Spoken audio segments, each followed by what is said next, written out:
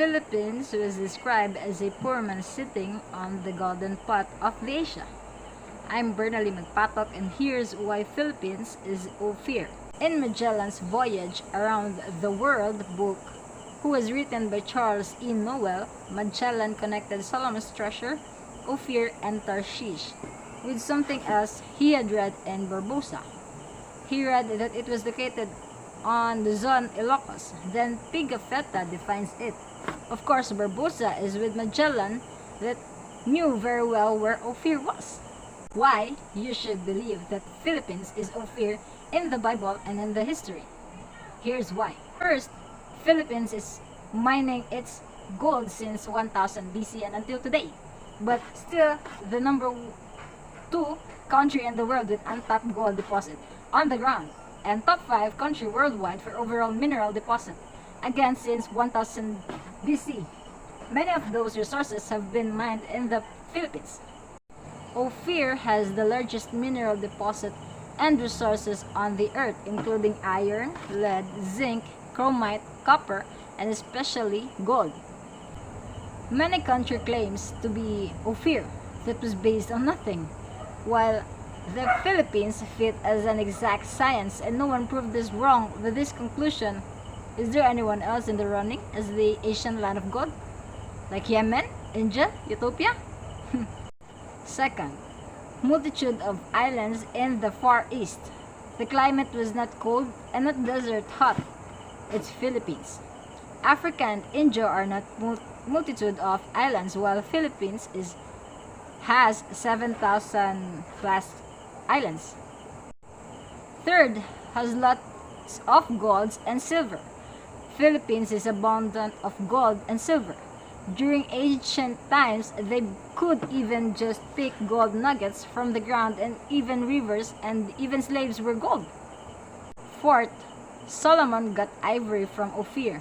Though no more elephants nowadays in the Philippines, there is archaeological discovery lately of lots of elephant bones buried somewhere in the Philippines. It is believed that Philippines was abundant of elephants during ancient times. Fifth, has peacock and lots of exotic birds. Philippines has it. Sixth is people love to wear blue and purple. Ancient Filipinos love to wear blue and purple. 7. People in Ophir loves to sing. Most of Filipinos' households own karaoke, and even some sounds out of tune they still sing. Party is not a party without music, and Filipinos is renowned as exceptional singers. 8. Solomon got red sandalwood trees, also called as Nara tree. Red sandalwood tree is the Philippines' national tree because it is high quality hardwood tree and abundant then in the country. Then 10th, 3 years travel back and forth from Israel to Ophir only. Philippines then is the east take 3 years to travel from Israel back and forth. It took 6 to 8 months to travel Israel to India or Africa. 9. Solomon got pearls from Ophir. Philippines is abundant of pearls, and the country is called Pearl of Orient Seas.